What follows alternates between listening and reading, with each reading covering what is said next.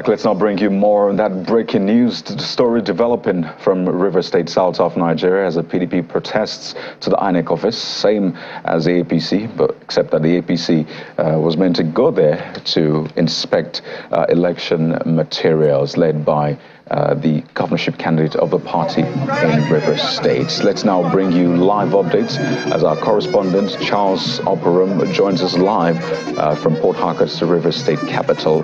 Charles, we understand that violence broke out as you reported earlier on, but first it's important to establish that you're safe where you are right now, but also walk us through what exactly is going on there. Okay, at the moment, I am standing in front of the APC Rivers State Secretariat, right there behind me now. I was here earlier because I was supposed to link up with, I was supposed to be at the INEC head office where the governorship candidate of the APC, Pastor Tonyiko, was supposed to come and receive or collect his certified true copies of the documents he's going to use to prosecute his case in court. Now, early this morning, we understand that men or people of the People's Democratic Party had a protest at the INEC office. Nothing wrong with that. But at the time, the traffic buildup was heavy because they were kind of blocking the road. In fact, I had to walk a very long distance. If you know Port Harcourt very well, I had to walk from as far as Boricam up till INEC office because the traffic was so heavy, because of the road blockage.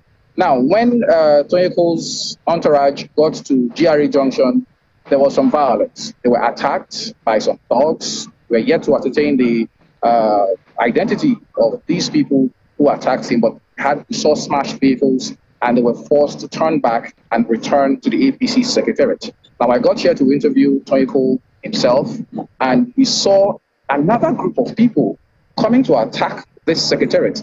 Now, in between the first group and the second group, of course, is Toniko's people, the APC state chairman, Emeka BK, some top officials of the party. They were all here just behind me. You could see the APC building just behind me. But we saw some thugs on the other side. In between, we saw security people, police, officials of the DSS standing by, trying to make sure that there was some sort of law and order. At the time, they were shooting, and I had to, move to a safe distance to observe what was happening. Now, after a while, they left. Then we had an interview with Toniko. It was safe to have that interview with him outside.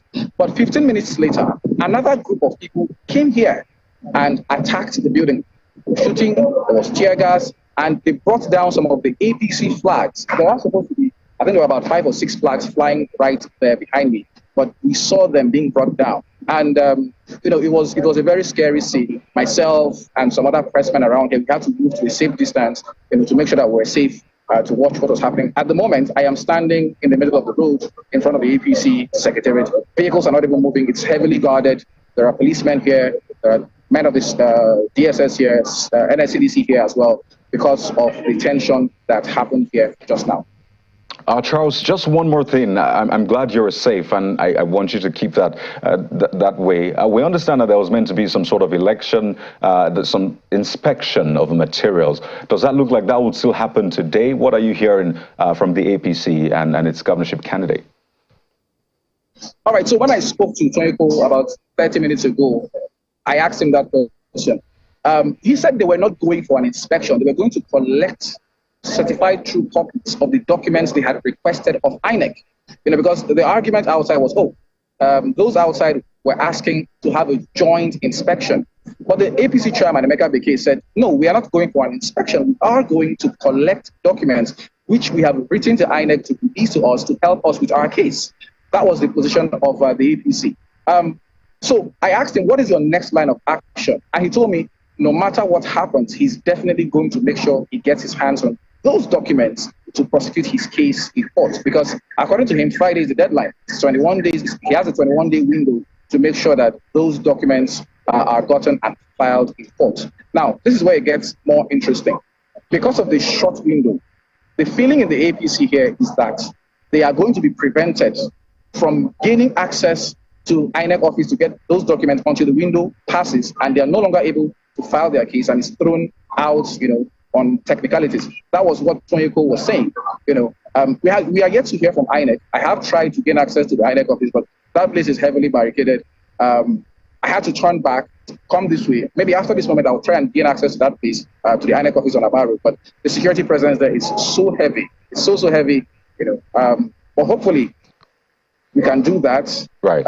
One more thing, we did not get any casualties. There were no casualties, but we saw a few people who had bruises. We saw smashed vehicles and all of that. But thankfully, so far, there have been no casualties. We hope it remains that way. Absolutely. And please stay safe one more time, Charles. Thank you for that update. Please get back to us when you have more, especially from INEC and other parties involved. Our correspondent, Charles Opperum, joining us live from Port Harcourt, the River State capital.